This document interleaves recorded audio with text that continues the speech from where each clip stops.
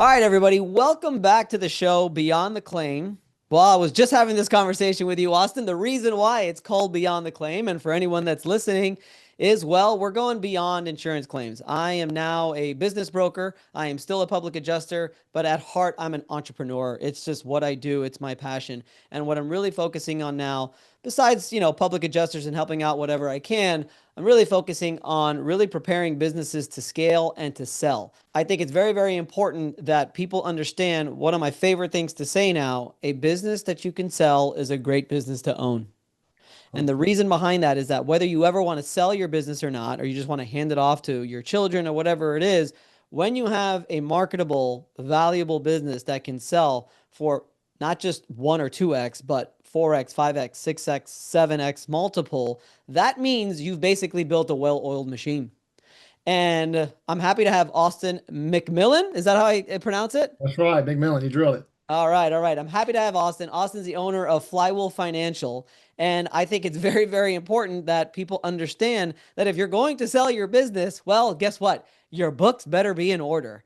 And I'm looking at the show notes, Austin, and you definitely mentioned one thing that, quite frankly, the owner, the CEO, the entrepreneur, the visionary should not be all up in the books and just always focusing on that. They should be out there doing what we're doing. They should be out there ultimately marketing and just maybe even sometimes sitting down and thinking of new ideas to ultimately scale the company, not bogged down in the book. So, Right. sorry, super long intro. Austin, welcome to the show. Before we get into it, could you please tell me a little bit about yourself? Yeah, happy to be here, Vince. Thanks so much for having me on, man. Yeah, so as you mentioned, yeah, we actually purchased Flywheel Financial a little over 2 years ago. Worked in the business and then purchased it. But yeah, I just have always been so drawn to business ownership. Honestly, business owners, how they create something that's valuable to other people that they can sell, whether it's a product or a service. And so, yeah, just super drawn to that. And accounting's been the lane that we're running in. But yeah, a little bit about myself.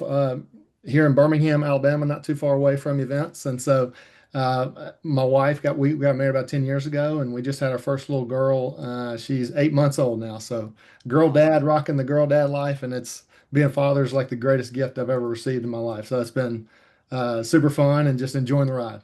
Isn't it nice? Yeah, I've it is got the I've best. I've got a 3-year old, and I was telling somebody yesterday. I mean, I will. It's weird how like he'll do something that he does a lot of great things, but he'll do something that's just annoying. Just wait till she turns 2. Okay, she's an angel, I know, but wait till she turns 2. Yeah, It's like the little I've devil heard. comes out. But it's funny. Whatever he does, I could be away from him for 5 minutes, and I miss him. I miss him in 5 minutes, and I just can't wait to see him again. I just want to see that face all the time. It's just a funny thing. It's a love that it's very, very difficult for me to explain, but it's a love like I never felt before. And it's awesome. I love it. That's so true. And what a time to be alive too, where we have the flexibility to be able to see them, kind of throughout the day, depending on, what kind of business you're building. But yeah, remarkable time to be alive that we can make those connections in a lot deeper level. No, I mean for me, I think what I've learned is I'm able to juggle it pretty good. I'm able to get my time in, and luckily he goes to daycare, so we've got that entire time. But one of my favorite things to do is take him to school. We Yeah. usually have grandma pick him up, and then we'll see him throughout the entire evening and have fun with him and do all that. So and then weekends we're all in. Oh, yeah. I But love it. both mom and dad are just full-time like grinders, doing everything that we can to just like get after it, which I think is also very important as well, is Yeah, 100%. because we still get that quality time. We're still all in when we're with him, but he also knows that we work our asses off. And he learned this like at 1, that us working means more money, and more money means more trips to Disney and more cars. Yeah.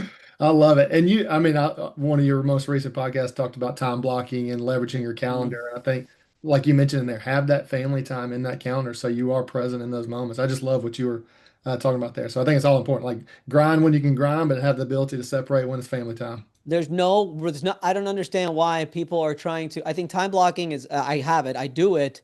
It's okay to be all in on something. Oh, the problem that people like confuse the going all in is that, oh, if they're going all in on something, they're sacrificing something else. No, it doesn't have to be that way. If you could structure it correctly, you can go all in on your family and on your work. Yeah, no doubt. 100%. So you're a fractional CFO, which is interesting because I literally just talked to a fractional CMO. Okay. So tell me a little bit about being the fractional CFO services and strategic financial management for an entrepreneur. Yeah, so essentially what we try to do for business owners is be their entire accounting wing of their business or their financial wing, right? So like we come in and our niche down is in the service-based industries. And we say, like, let us handle everything it takes, admin, accounting, all of it to produce your books, to consult on those numbers so that the business owner and their team can focus on growing the business, building the team to support the growth, the operations side of it. And we just try to take that lift off of their plate so they can actually see the scoreboard of their business, which is the financials, like you mentioned earlier, and know what to tweak and do on the growth and team building side to continue to produce the profits that are down beneath. So it's a fun ride, man. It's a lot of fun. What's your framework like? Like, what's your process like to I don't need to know. I mean, we can get into the process of when you walk into a business that's a complete mess, but that's probably going to take 2 hours. What does the final product look like? What does like smooth financial flow and profit? What does it look like? I'm a visionary person. I'm a visual person, so like if I can get like an image in my brain, that would be Yeah, awesome. so really the if you kind of think about the steps inside the financial lens of just a business, you have your very low rung, which is the bookkeeping, right? That's just literally the clerical getting your stuff done so everything's reconciled and put in the right places, right? And then you have the controller aspect, which is Hmm. managing to say like, hey, are we accruing stuff this month, or what does that look like from a controller side of how they're handling the financials and the actual know-how of the business. And then the next rung above that gets into like the financial planning side. So like how do we forecast out into the future of what you're currently doing and where you're trying to get to. And then that final side is that CFO rung. That's like the strategic partner basically in your business, right? That's trying to coach you up as an owner to say, here's how we stay fiscally secure, and this is what we need to focus on to continue to like lock down these margins that we're trying to lock down. So our actual expertise really comes in on the first two rungs, which is Got it. bookkeeping and the controller side.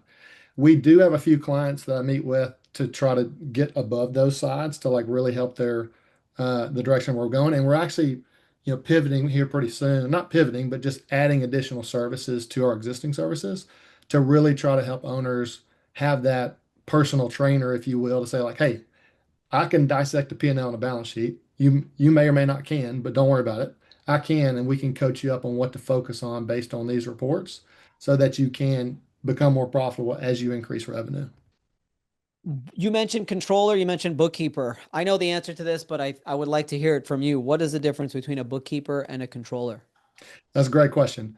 Bookkeeper is literally just knocking out the tasks that are inside of transactions coming through, right? So they're coding transactions, they're doing bank reconciliations, they're just making sure everything's kind of buttoned up inside of that lane of transactions coming through, right? And then on the controller side, it has more of a understands the operation of the business and how these things flow back and forth. So I'll give you a perfect example, like in the nature of construction, right? So construction a lot of times has massive float periods where you'll have, Hmm. work that you got to pay subs to go do, and you're not getting paid for that work until 90 or 100 days later, right?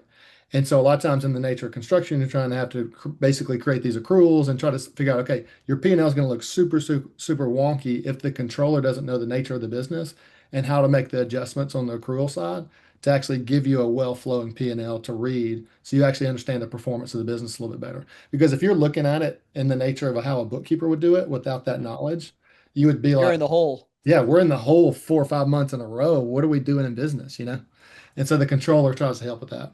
Does the controller also help with forecasting as well? Yeah, a lot of them do. And Okay. so we've done that for multiple of our clients as well, just to kind of really help understand cash flow. That's probably another thing I'd add in from a controller standpoint is really because, like, a lot of times, I mean, I have conversations with business owners all the time where the number they see at the bottom of their profit and loss is not the money that they're getting in their bank account, right? It's two completely different things. You got to put the balance sheet equation in there and any debt that you owe and all those things, right?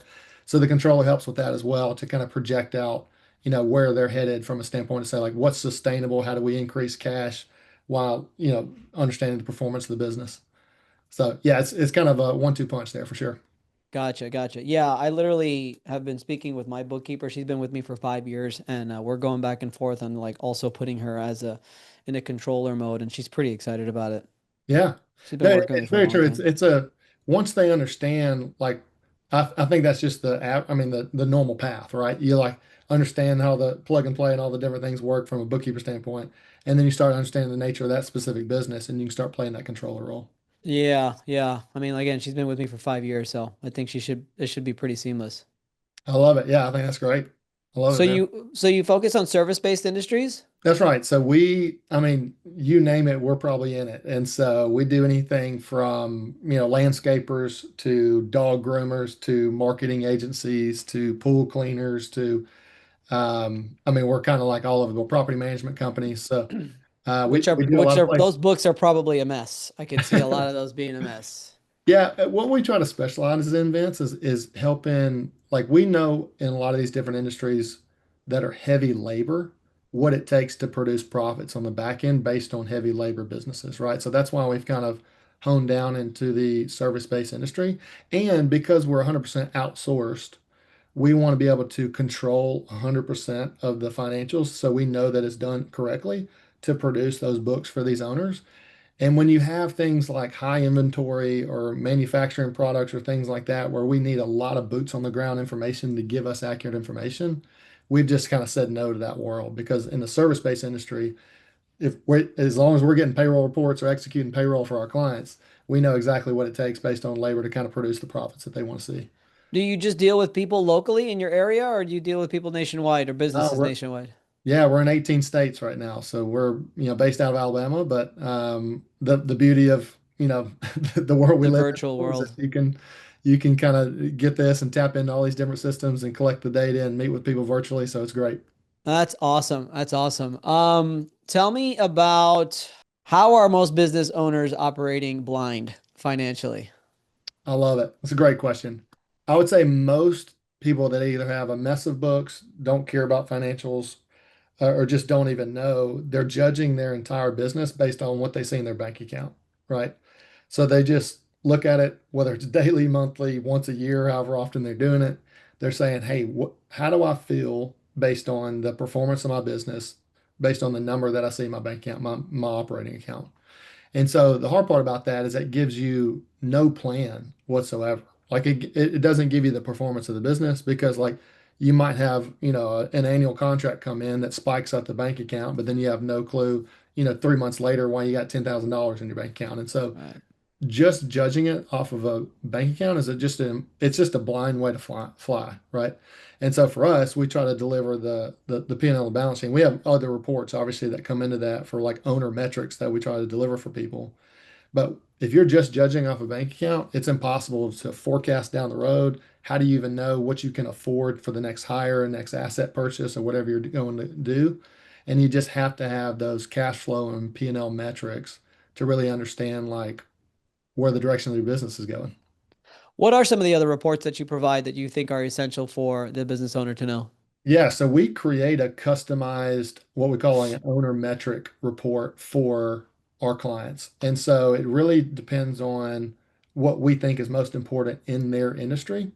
So I'll give you a perfect example. We're in the dog grooming space. And so these dog groomers are opening multiple locations inside of their territory of basically them trying to, have it's a franchise model. So they're getting in that world. And so we're delivering what we call four wall EBITDA numbers per location. So they're sharing labor a lot of times between multiple locations. But we tell them based on this one single store location, here's what your actual true profit looks like from the shareable labor that's coming in. And then we know in that industry that if you're operating at a 30 to 35% labor efficiency ratio, or 35% of your revenue is labor, then you most likely you can hit a pretty significant or good profit margin on the bottom, 20 plus percent, 25 plus percent, right? And so we're delivering performance-based metrics based on each individual store that's heavy on labor. And then on the flip side, for these guys, we're also delivering owner metrics for them to say, hey, listen, if it takes you $500,000 to open up one single location for build out and all the things it takes to open up a location, if you take that same $500,000 and put it in the stock market, are you beating or not beating what you could have done passively in the stock market, right?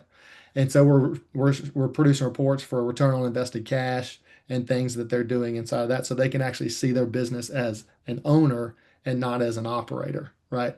And so Ah, we're trying to lean into those two things so they really get a sense of like, okay, how do I increase my investment? what did you say? Did you say in the beginning there, four wall EBITDA? What was Yeah, that? four wall EBITDA. Yeah, earnings before interest, tax, Yeah, yeah, I know depreciation. that. What's a four wall? Is that Four just because walls, there's, just the four walls of that store, that single store. oh, is that a common term? In certain industries, yeah. Really? I hadn't heard that term before. Yeah, Yeah, one of the things that we do at our brokerage is we provide a value clarity report, which is it's more like towards scaling to selling.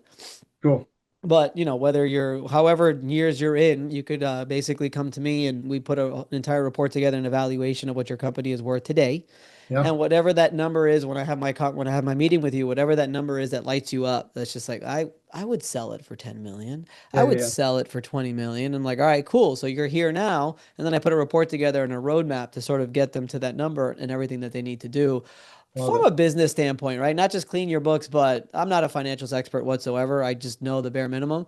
But just on having a product and making sure you have a subscription model in place and making sure that your marketing strategy is tight and so on and so forth. So yeah, we do that pretty often.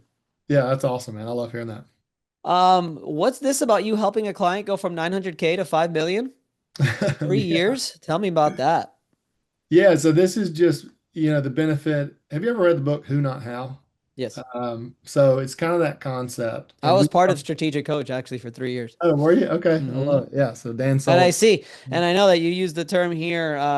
What do you use the famous term, unique ability? I'm like, ooh, okay. Yeah. Yeah. So I haven't been a part of the coaching program, but I've studied the book, listened to tons of podcasts on it. It really resonated with me. And so we try to be the who for the how financial side of these businesses, right? And so when we partnered with this company out of Texas, we came in basically and said, let us do 100% of the accounting. Because beforehand, they were, trying to do a little bit in-house. Some of the owners were handling it themselves.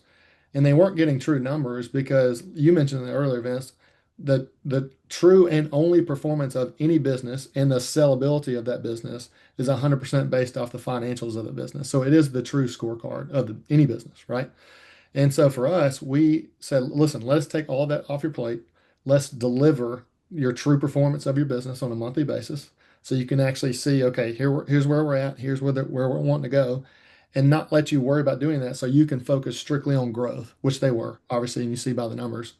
And so by us producing those things every single month, they could sit there and say, okay, here's where we're at. And they walked through traction and they built their team and they had their whole leadership style meetings and all those things.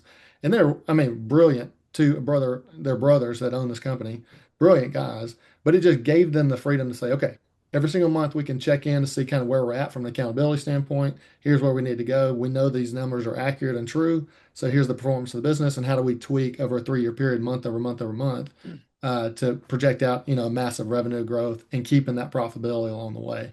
And I think what a lot of people, like especially small business owners on the smaller end, they don't, it's hard for them to see the value of the like having accurate books every single month because they're just like, I have to deal with a horrible tax season once a month. And then once I get through it, I don't have to deal with it for another 12 months. But think about trying to improve something when you get one data point only once every 12 months. It's impossible, right? It's going to take you 20 years to improve something. And so it's all about how often you're getting these measurements to actually sit and improve something. And that's what we try to do for people. I get it every week. Yeah, I love it. That's awesome. Every week. So I use, have you read the book Profit First? Yep. Yeah, so that's what I use. I use Love Profit it. First. I've got probably like 6 or 7 different bank accounts just for one of my businesses. And every week, Monday morning, I wake up and it's all distributed already. And then every month we do the no, every month I look at the whole sort of how no, I do it every week. Every quarter, I'm sorry, is when we go through everything for the entire quarter and then I get my bonus. I give away some bonuses and I can see sort of where we're at. It's that Oh, to me, that has been a game changer for me because take it from somebody who almost lost all his money because, I just didn't. And I had an accountant and a bookkeeper and a CFO, and I almost lost all my money. yeah. Well, Vince, what you mentioned is it's brilliant because we do that same thing. We run profit first as well. Ever since Oh, nice. I'm That's like awesome. 100% all in on it, right?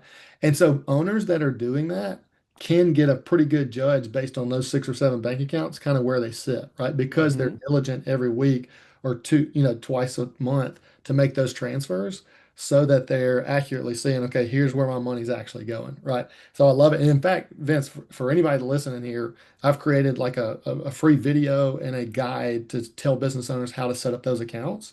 And I literally share my screen and show exactly how to do it. So if No, anybody, I want you to leave it. I want you to send me like a link to it and we'll put it in the description for people to download. love it, Yeah. love it. I'll definitely do it. What's the guide again? What's the guide about?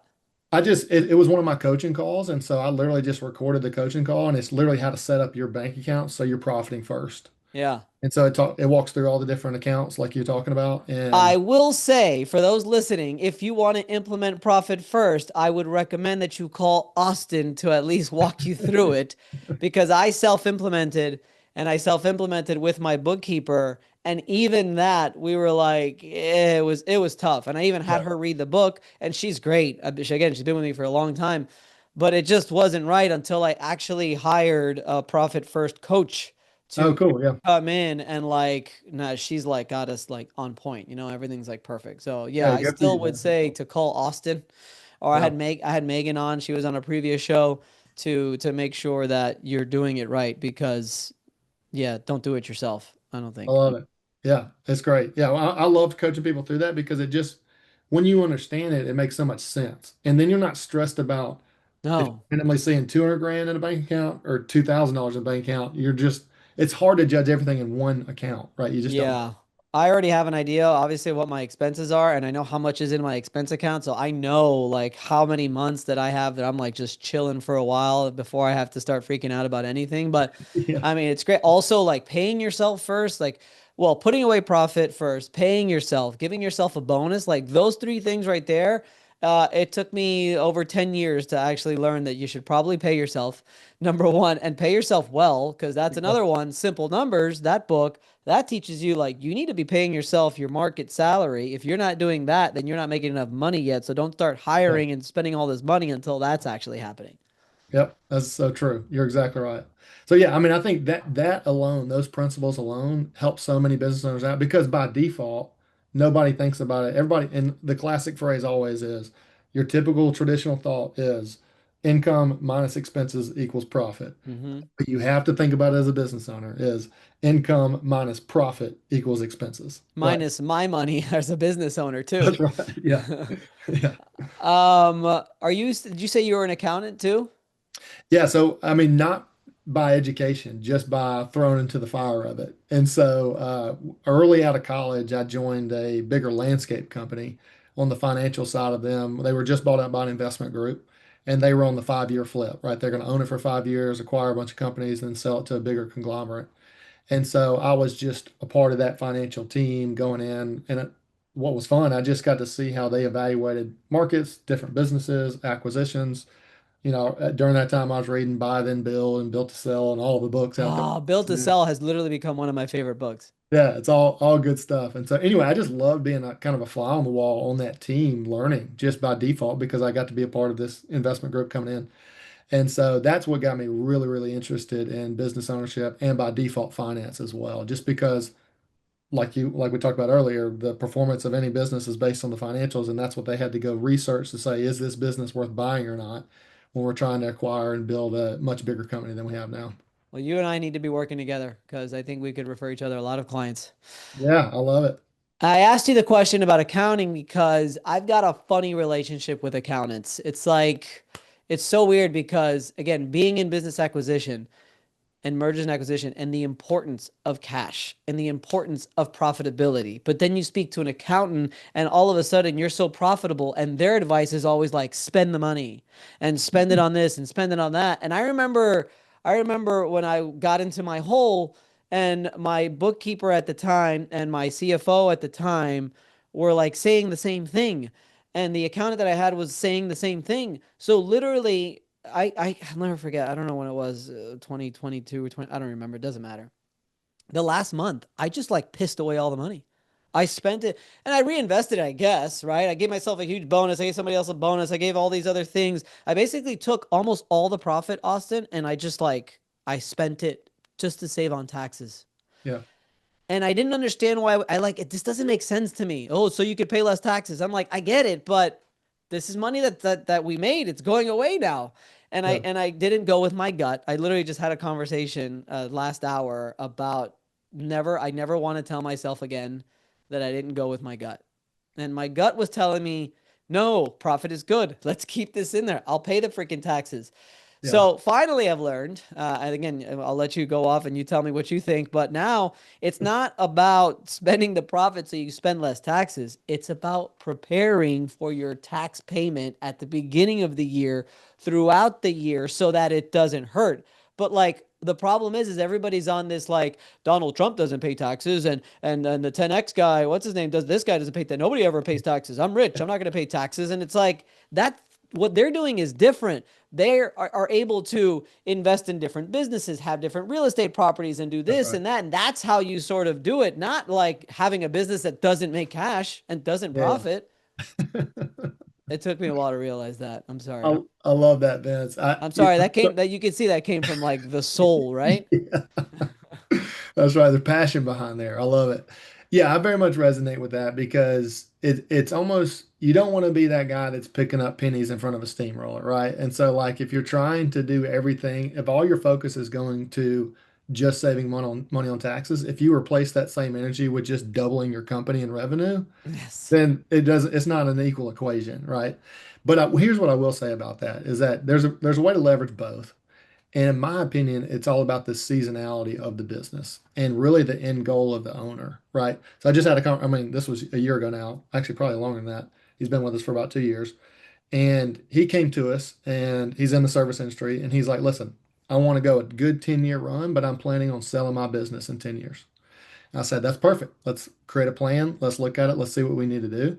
And so the way we talked about that was how do we push as much money from the business to create wealth for you and your family since you're the owner for the first period of that business, those 10 years. And then we'll start switching over to think differently when you start preparing for the sale of that business based on Mm, who could potentially come buy that business to see the actual numbers of the profit. Because like if somebody just says, I'm going to wipe away all of my taxes and all of my profit every single year, then who's going to come in and buy that when they're looking right. at those numbers and they're like, what are you spending that money on? You know? Mhm. And so it's to me, it's all about seasonality of the business and the plan. Interesting. Interesting. Yeah. No, I mean, it's so important. A buyer, like that's all they want to see. They don't Yeah. care about your taxes. Like they want to see that it's profitable, it's making good money. While meanwhile, the owner of the business is like, well, I don't have any profit because I didn't want to pay taxes. Like, oh, well, now technically, what are we going off? You're not, you're multiple, not your multiple, but like just the overall EBITDA and the SDE is just literally just sank to the floor because you have no profit. Yeah. No, that's exactly right. And so, and like I said, the whole purchase price of that sale is going to come from that profit numbers, right? So you gotta think about those things, and really, that's why it's just so much more than bookkeeping in the world of accounting to try to figure out the plan and what fits for you and your family. Yeah, yeah. It's crazy. What do you have you seen an uptick in acquisitions, mergers and acquisitions and business sales and purchases?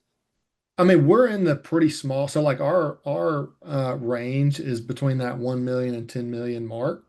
So I think a lot of these, if you're looking at guys from Wall Street or wherever that are looking to like bigger conglomerates to come in, a lot of them start looking at that 10 million plus mark because they Hmm. want to know established business and what it's doing. So we don't see as much as probably other people would in much higher market. But what I will say, it's definitely out there because I mean you've probably heard, listen to Cody Sanchez and the whole buy then build, all those things, right?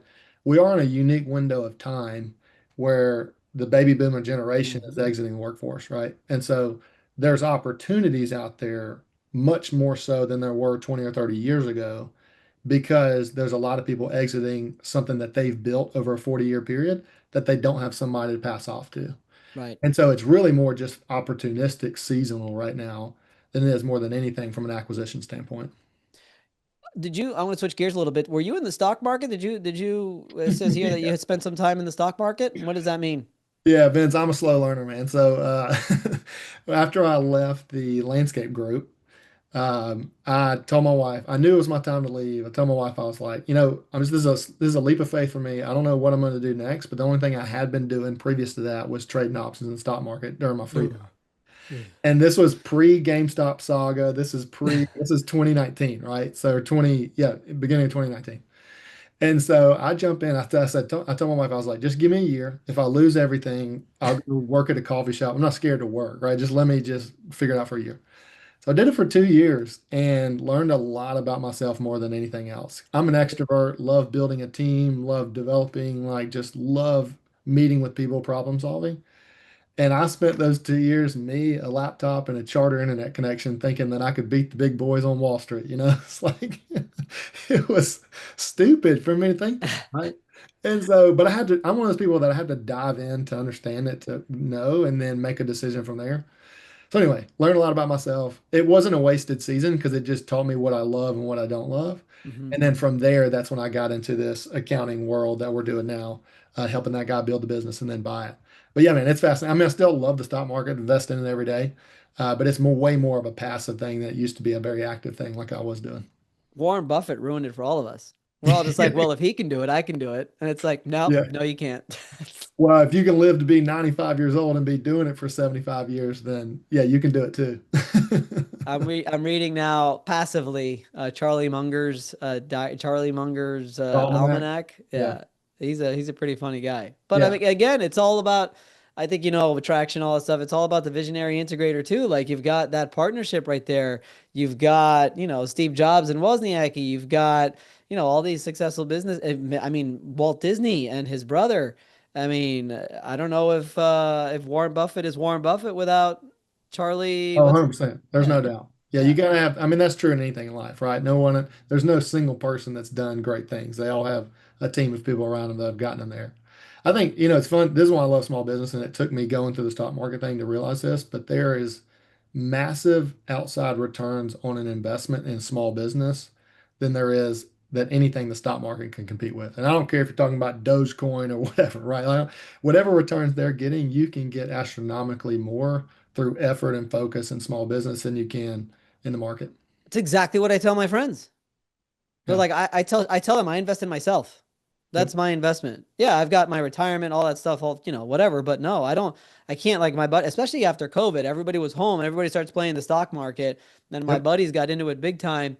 And I passively play the stock market a little bit. Play. You notice I say play because it's freaking Yeah. gambling. You know that's Yeah. what it is. I That's didn't all it think is. so in 2019. And then in Yeah. 2021, when I stopped, I was like, it's 100% gambling. 100% gambling. 100. And the guy in my group that's the best at the stock market is also like an obsessive gambler. Yeah. And he does really well with the stock market too. Well, Um, Vince, that's what's so funny about me is that like I wouldn't spend $20 on a black table, but I was spending, I mean, I was losing way more than that in the market. It's crazy. but I'm sure you did learn a lot about yourself and your Yeah. risk tolerance and like you're not sleeping at night sometimes and you're Oh, waiting. yeah. Oh, I hate that life. I can't Yeah, live it that. is. It is 100% this all day, every day. Yeah, And you think you got it figured out, but you don't. that's right. Tell me about business ownership, Austin. So what do you think? You've recently acquired this business and you're running your own ship now. Actually, my question is if I were to go take a deep dive in your books, they better be tight. Yeah, oh, yeah, they are. They are. Luckily, I'm doing the buy back your time program, so I'm not Okay. doing them myself anymore. Uh-huh. But yeah, they are. I mean, we review profitability metrics and all that. So anything that I'm going to ever try to coach or tell any other owner to do, I got to do myself. Yeah. And so we're doing the twice a month transfers from private first, just like you're doing. And if I'm ever going to talk to somebody about that, we got to be doing it too.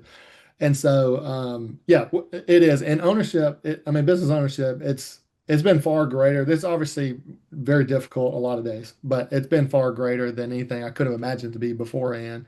And once again, I think I feel like business ownership is the ultimate like build your personality and character development and like it's personal development 101, right? And so when you walk through that, you got pain points that hit you pretty hard because your team is exposing these things of like things you're not being a good leader in, right?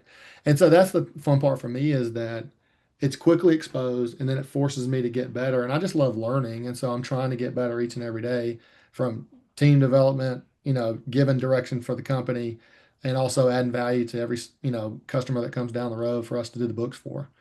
But what I love so much about it, Vince, is I think putting the puzzle together to put the right team in the right place and their unique ability, since you know about the whole who, not how concept. But the team building side, I've just fallen in love with. I love investing in our team. I mean, what Dan Martell says, like, build the people and the people build the business. Hmm. I love that concept. That's kind of what I'm focused on right now. And then obviously problem solving with business owners is so much fun because they're also business owners and they have people that they have to steward because people show up to work at their places.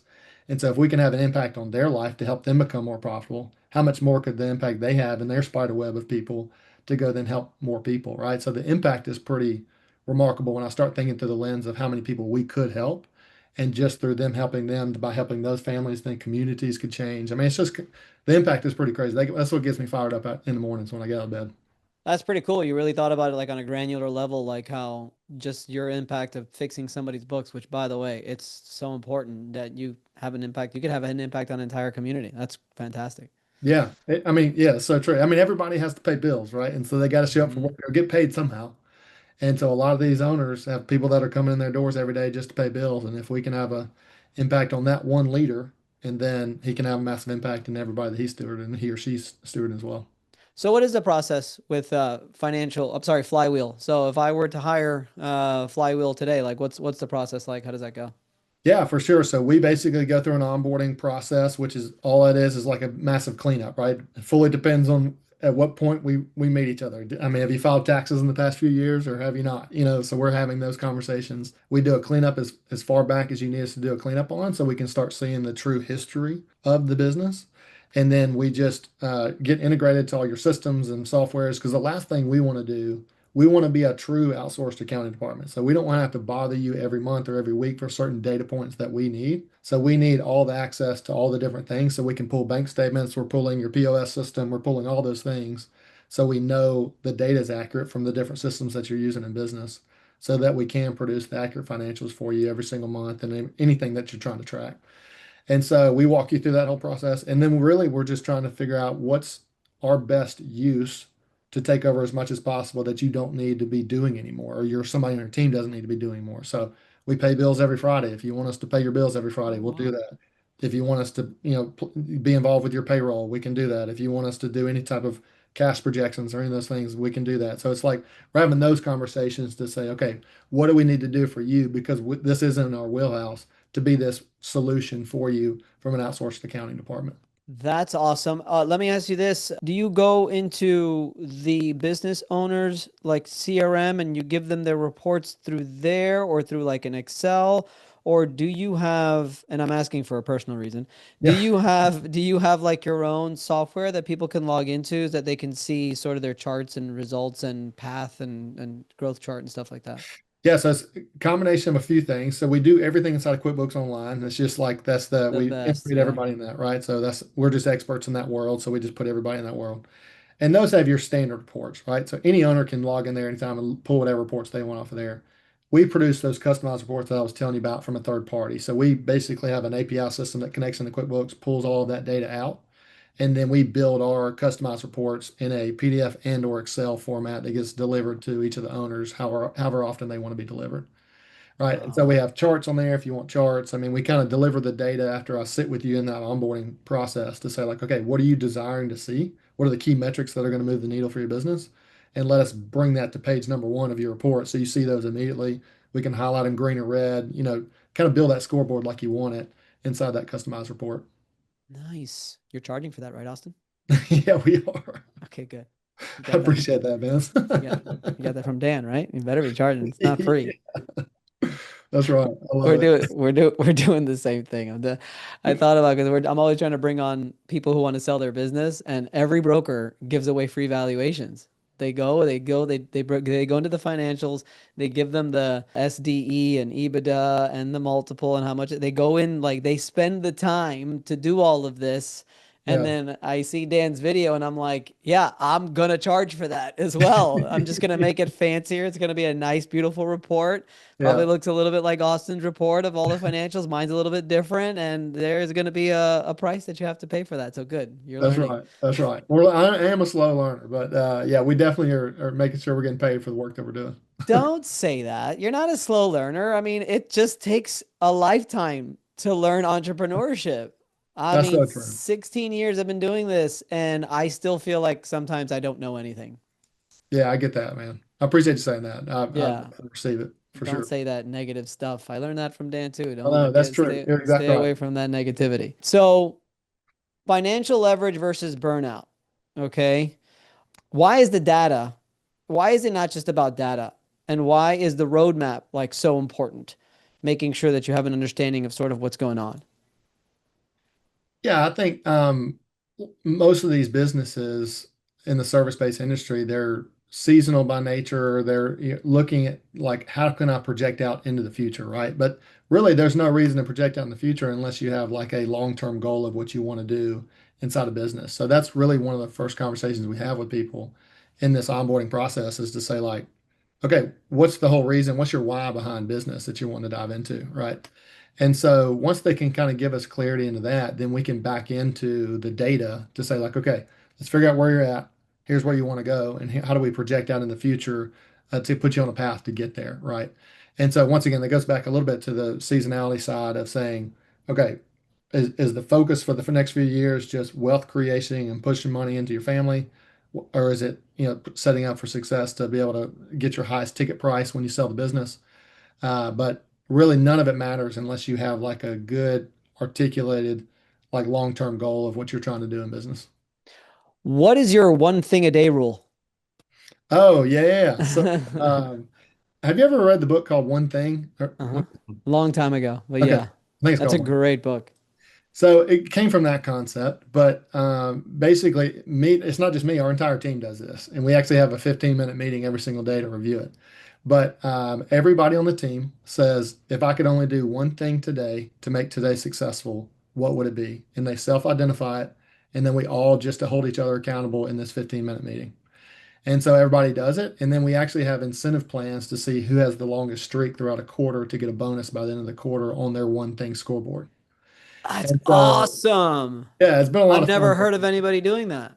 Yeah, it's been a lot of fun because everybody knows, by default, all of us just naturally reach out to put out fires, right? And most of the time, the one thing, the most important thing for the day is not putting out a fire. It's like working on the project or something that's going to benefit to the long-term goals of what you're trying to do.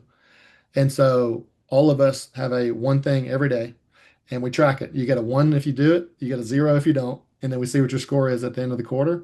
And whoever has the highest score gets a bonus. What if it's just like working on a particular project? Is that a Sometimes one thing? Yeah, sometimes it is, but you have to clarify exactly what you're going to accomplish today. Ooh, I Yeah. like it. Yeah. I like that. That's awesome. If you're working on a month-long project, then you need to clarify this is the thing I can start and finish today based on me being in line with that project. So in fact, what we do along with this one thing, I do everything as a one thing marker, but we do it daily, we do it weekly, and we do it quarterly. Everybody on our team does. So everybody sets a quarterly target that they self-identify that says what's the best thing, what's the lowest slat in their bucket, in their role, that they can get that slat back up to like that's going to make the biggest difference in their world, right? And they self-identify that. I don't choose it for them. And they choose what that is over the quarter. And I sit down and we call it personal quarterly check-ins. I sit down with everybody on our team and they self-identify what that's going to be. And I help them, brainstorm it and all that kind of stuff. One thing. One thing.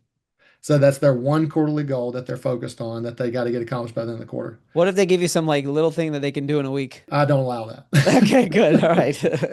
We have had somebody on our team though put it as a quarterly thing and she got it done in a month and a half basically. And I was like, that's incredible. Because I thought it would take her the whole quarter to do it. Yeah. And she just nailed it. And so we decided a half of a quarter, another one thing, so she wouldn't be wasting the last 6 weeks of the quarter. And so anyway, so we decide our one thing for the quarter.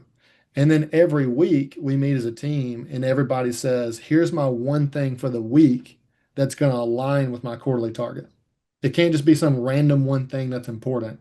It has to align. So basically it gives you 13 weeks to knock out what the quarters or 12 weeks to knock out what the quarterly goal is. And I'm just judging to say like, is that a smart thing to do? Yes or no, based on your quarterly goal.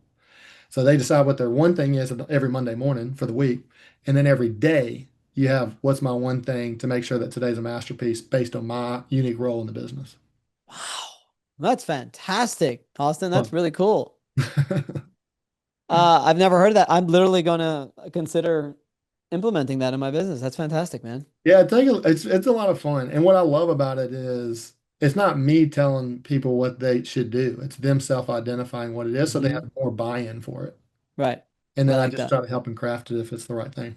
All right, let's stay with the trend of the one thing. And what's one simple action someone listening today can take to get more profitable this month? Know your labor. Just hone in on how much you paying in payroll every single payroll cycle and know how that equates to your revenue. So are you bringing in enough revenue to pay out what you're paying out in labor from a margin perspective? What about all the other stuff? So you can focus on a lot of other things, but I think that's probably the biggest thing that's going to make the biggest immediate impact in the service industry on your profitability. Yeah, yeah, because all the contractors and technicians and all the different people that you got. Yeah. All But labor too, not just all employees. You mean labor, like 100%. subcontractors, like all of it. Yep. I look at all labor. That's right. It's not just your W-2 because some people have more 1099s than they do W-2s, and they're still upcharging that work to make a profit. And so you have to look at your total labor, not just W-2 if you're a high 1099 business. Got it. Got it. All right. One last question is how does financial clarity tie into the mission of this podcast, which is really making sure that entrepreneurs are really building something that could become a well-oiled machine. So my biggest thing that I say all the time is a business that you can sell is a great business to own. That's the mission behind this podcast. How does financial clarity tie into that mission? So profiting in a business is the only fuel that you have to grow a business. See? Right. So if you don't have profit, there's no way to grow. You have no margin in your business to actually grow. Right.